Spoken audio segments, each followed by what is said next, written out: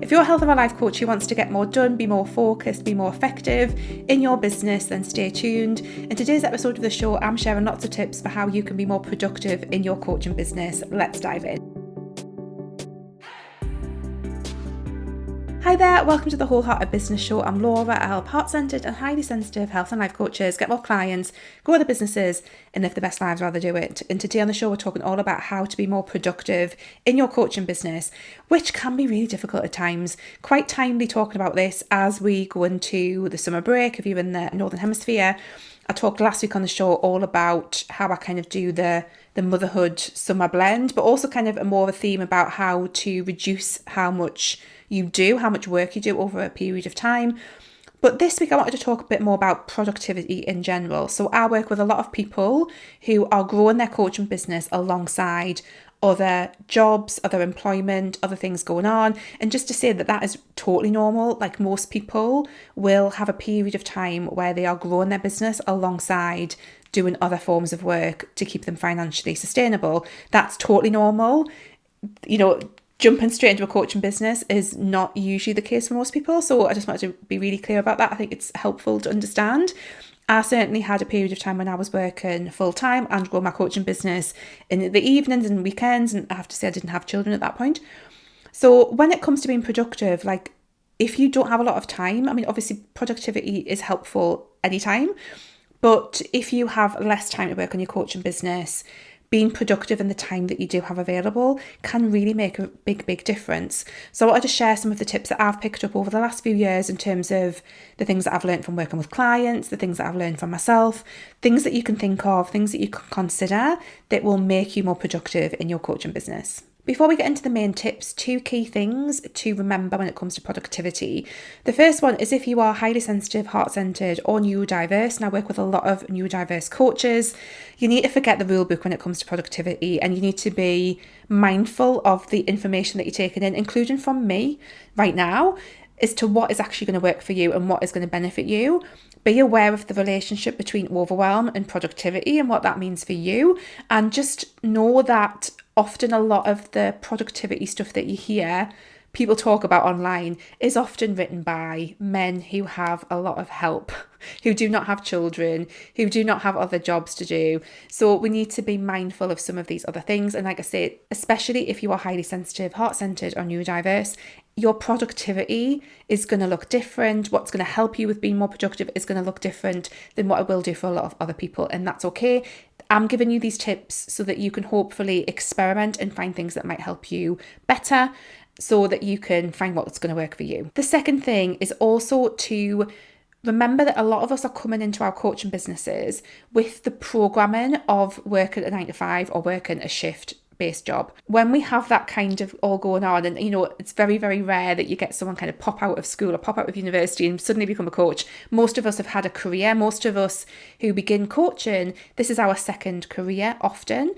And we pick up a lot of stuff around how we think we should be in order to be productive in terms of what productivity is.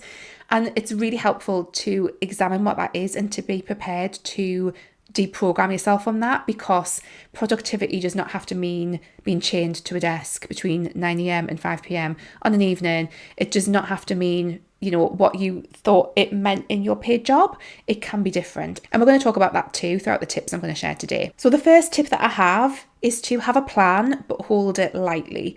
And what this means is that a lot of people who struggle to be productive, the reason for that is because they just don't know what they should be doing. Like they just don't know how they should be spending the time. So they end up doing the wrong things or just very little. And having a bit of a plan in place really helps with that. Now, everyone's got a different relationship with planning. Some people love planning. I'm one of those people, you know, type A, love a plan, love a Notion document with a plan in. That is one of my happy places, but that is not the case for a lot of other people. So part of this experimentation is finding out what level of planning is going to work for you in order for you to actually do the things that need to be done. So you may not need to plan in a lot of detail, but whatever that looks like, it's about knowing that you've got something that is going to help you know what you need to do. so that you don't get that kind of overwhelmed. I'm not really sure what I'm supposed to be spending my time on right now. I've got this time to work on my business. I've got no idea what I should be doing. Having a plan is going to help with that. A big part of not being productive is simply not knowing what you should be doing.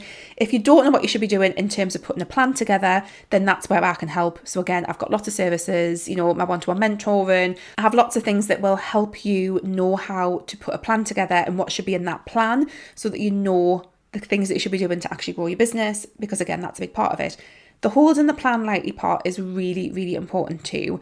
So we want to have a plan, but we don't want to be so fixated on sticking to the plan no matter what, that it becomes like a really uncomfortable, heavy thing that I must stick to this plan no matter what. The best plans will evolve and change, but if we have a plan at the start, it just means, again, we're getting through that. I don't know what to do. I don't know what I should be working on. Having something planned out can be really, really useful. The second tip is to know what things are actually going to move the needle in your business. Now, this is easier said than done, and this kind of comes a bit back to the planning side of things. But when you know the tasks and the jobs and the things that you need to be showing up for that are actually going to get results in your coaching business, it can be easier to be productive. It can be easier to focus your time when you know what those things are. Sometimes you have to experiment a little bit to figure out what is actually working, but having a process, again, this kind of attaches a little bit to the plan, where you do reflect and look at, okay, so I've done these things and that hasn't actually changed anything. What do I need to do differently? Examine what it is that seems to be getting most of the results. Part of that is in the detail, and I'm not a detailed I am a detailed orientated person in some ways, but not in this ways. I'm not like a metrics digging into things thing kind of person, but knowing what seems to be working in your coaching business to get results can be really, really useful. If you're at the start of your coaching business, it can be difficult to know what that is, and that's okay. Listening and watching what I've got available on the Wholehearted Business Show will hopefully help you have some idea of what things should work in theory. And also, again, I've got programs and offers and stuff that can help you with that.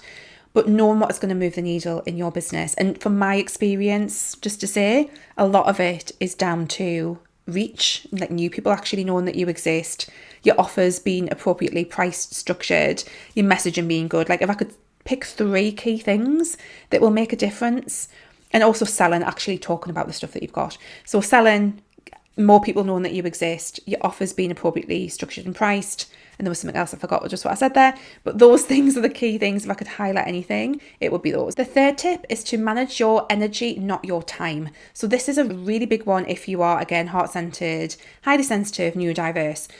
Your relationship with your productivity is more based on the energy that you have available rather than your time. And it's really about examining what you need to do to support your energy levels, to support your energetic kind of capacity for showing up, and then working with that in however that looks like for you.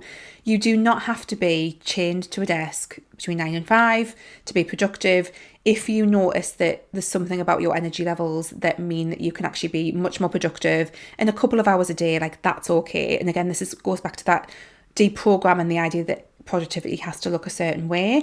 But when you manage your energy, when you really examine like what things actually feel good for me to do, what kind of tasks in my business like I enjoy showing up for, that I just seem to be able to get loads done on. Like, when we talk about moving the needle stuff as well, what I should add to that is, like, if there's something, an area of work that you just know that you show up in so much more creatively, like if Instagram and being creative on Instagram is your thing, like, there's something to be said for that's somewhere that you can show up more consistently. Other ways that you can double down on that so that it does become something that moves the needle for you, for example. But managing your energy rather than thinking about your time is so, so important when it comes to be productive. Again, certainly when it comes to growing your coaching business as a side hustle in the beginning, understanding what you need to support your energy and how that interacts with your productivity is really, really helpful. Another part of this, especially if you are a woman and you have a cycle, is that your cyclical nature will probably have an impact on how productive you are. I've certainly noticed for me that there's times of the month when I will struggle a lot more to show up, other times when I'm much more focused. It's really about learning that about yourself, and sometimes it is just having that little element of self-inquiry, self-reflection, and kind of looking at, okay, so I've noticed when this happens, I really, really struggle. There's also part of things here which is not about trying to push through. So again, for where I am at in my business, where I've got a number of clients that I need to serve, I've got all this kind of stuff going on. It's my full-time thing. There are times when it's like, actually, I do need to show up and serve people because they paid me money and I need to show up for that. But there's also times when actually it's like, I'm not going to push through because I know that the impact that has on my energy is not worth the pushing throughness.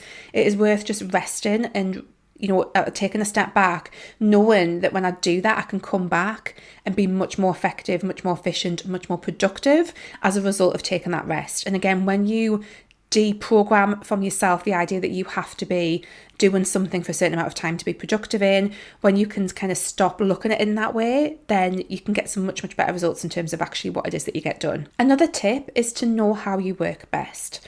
Now, again, this is something that is another thing to experiment with and see what works for you. But often the time of day that we work, the environment that we're working in, all of these things can have a big impact in terms of how productive we are. So I've learned from myself is that if I go to a coffee shop, I tend to be really quite productive in that time. It's like a focused bubble of time where I can get a lot done. That works really, really well for me. Also, recently I've been going to my parents and working at their house sometimes, and that's been really, really helpful. I seem to just be zoned in and get a lot done in that time that I'm there. Mornings for me tends to be the most productive. In all honesty, I tend not to be very productive after 2 p.m. in the afternoon. My productivity drops off a cliff. So most days, if I can help it, I will try not to attempt to do anything that's too laborious after 2 p.m. Usually that is the time that I go to the gym because I actually work out really well. Like, it's a great time for me to work out. It's not a great time for me to work. So that is really, really helpful as well. Clients, I can kind of work productively and be on it with clients most of the time. I do struggle in evenings. I do have one evening call in Wholehearted Business, which I'm really happy to show up for. And that's fine and lovely. But if I was doing more than one evening call, I would really, really struggle because my energy levels would just not be there and I wouldn't feel productive and on it at that time of day. So examining what that looks like for you and figuring out like what your kind of week needs to look like, what your days need to look like, so that you can double down on the kind of environments and the times of day when you are most productive and really make best use of them. And again, part of this is about saying, as I do, it's like, right, okay, it's after 2 o'clock. I'm not going to try and do any serious work right now because it's just not going to work for me. It's okay to just stop and do something else. Part of being productive is understanding that and knowing that when you pull back now, it means that you can push forward later. And that is quite a delicate balance to figure out sometimes. But knowing that you can do that and knowing that works for you is super, super useful. Something else that I find helpful when it comes to actually getting work done is understanding what tasks are ongoing and what tasks are project-based. So this is a really, really big thing for me. It was something that just kind of really helped things drop into my head in a new way. And often with anything, that's half the battle, is just like kind of thinking of things in a new way. So when I recognise that I have tasks in my business that are things that I do every single week, in and out, every day as well. I answer emails every day. I check Voxer every day. Every week I do this show. There's things that I do on an ongoing basis, but there's also things that have a start and an end date that are more project based. So I might work with setting up some ads. That tends to be a project because I'll kind of create the ads, set them up, set them off. It's kind of done. And for me, understanding what that looks like is really, really helpful in terms of planning my time and also how I relate to those tasks. So in your coaching business, often at the start, you will find that a lot of your tasks are project-based. Creating your website has a start and an end, hopefully, although we always circle back, don't we, to our websites and things. Setting things up, setting up an onboarding process. Often these are things that you will start and then you will finish and then you can move on to the next thing. Understanding what that looks like can be helpful because then you can kind of say to yourself, well, is it worth me trying to work on 2 projects at once? Should I just work on 1 project at once and get it finished? Like that kind of thing. It also kind of tells your brain, like, if this is a type of work that you are not enjoying, that it's a project, so that it's going to be finished at some point. It's not ongoing. And what I would tend to say, kind of going back to the managing your energy, is, the things that you do on an ongoing basis, try and choose things that you're going to enjoy. And yes, we want to move the needle, we want to be effective, we want to grow our businesses, but often the areas that we're going to be most productive in are the things that we enjoy. So if your ongoing tasks can generally be things that you enjoy doing, that is going to make you so much more productive in the long run. And then finally, another thing that can really support your productivity is some form of working with other people, whether or not that's some kind of accountability that comes from working with other people, whether that's actual co-working, whether it's body doubling, like whatever it is. Understanding how that might benefit you can be really, really helpful. So in Wholehearted Business, we have a co-working session every month. We also have an anytime co-working space. So any members of the group can just say, hey, I'm going to go and co-work. Does anyone want to come along? And that's always available, because having that time, it is like there's something magical about just kind of, creating this space of time where you show up and you do the thing that you're going to do. You also have options for, if you search online, there's lots of different places where you can access co-working situations. You can be going somewhere and actually working with someone physically, but there's lots of online co-working options as well. So that can be super, super useful. And again, if you need accountability, obviously working with a coach is a great way to get accountability to support you through that. I've got a client at the moment, and every week I email her and say, what are your intentions for this week? What is it that you're going to work on? This is a reminder of our action plan that we had together. And that can be really, really supportive as well. So if it is something that you struggle with in terms of productivity, it might be that working with a coach or working with someone who can support you with that can be super, super helpful too. And just a reminder, and just to kind of finish off, what I often find, especially, as I'm recording this, right before I go into the summer holidays, I'd end up managing to do enough work that I need to do, as much work in 2 days as I usually do in 4 in the summer holidays, because I am focused, so focused in the time that I do have. Something flips in my brain. It's like, I've only got 2 days, I need to do this now. And it's amazing how much I can get done when my brain kind of flips into that space. It doesn't quite carry through in the same way to the rest of the year, but for some reason, when I kind of know that I've got less time, like it just kind of flips in. But again, part of that for me comes from me being a natural planner, that's really, really helpful, because I kind of know what I need to work on. So it is finding and experimenting with these things, and knowing that if you are different, if your way of learning, and I think we all are to a certain degree, everyone's got their own personality type, their own quirks, their own kind of natural way of being. And I think it's about experimenting until you find what works. And that, obviously, I've been doing this for a number of years now, and it has been a process of actually experimenting what I need to feel productive and what kind of works for me. And it's always changing as well. Again, as we go through different life phases, as all sorts of different things happen in our lives, what we need to be productive is going to shift and change. So it's having that dialogue with yourself, I think, that is really, really useful. And also not beating yourself up if you can't achieve the standard that you think that you should achieve in terms of productivity. I think obviously we all want to move our businesses forward, and that's the key thing, is about finding out what is it that I need to be productive in order to move my business forward, without it being a stick to beat yourself with, because it's going to look different for everybody. And sometimes if we simply just don't have enough time because we've got other things going on, we need to accept that our growth is going to be slower. It's like we can't shortcut that sometimes. We can focus on what moves the needle, we can plan all of those things, and we can be effective in the time that we have, but still it's going to take time, and that needs to be okay, because that is the case for most people. But hopefully this has given you some ideas, even just as a starting point. And like I say, I'm always with productivity, because it is such a personal thing, take what works for you that I've mentioned and leave the rest. Experiment for yourself, see what is useful for you. Don't be afraid to try new things. Don't have that internal dialogue with yourself about, this is what helps me when I'm working. But a lot of it for me for productivity is the deprogramming from it. This is what I think that this needs to look like, to this is what it actually works for me, and then being okay with that, because we have so much programming around it as well. But I really hope that's been helpful. As always, I do support people with this in my one-to-one coaching work. If you want to find out more, check that out with the link in my bio. I am taking on clients for September, so do give me a shout if you want to work together. I have a couple of different packages that you can access.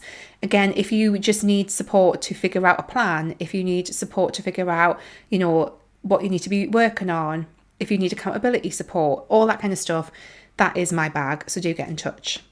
Okay guys, I really hope that's been helpful. If you're watching on YouTube, please leave me a comment and let me know which of the tips you're going to try out and experiment with in your coaching business. If you're listening on the podcast, again, there's a little link there that you can click and leave me some fan mail, it's called, inside the podcasting app. I would love to hear from you, any feedback that you've got on this episode, and I will see you next week. Take care, bye.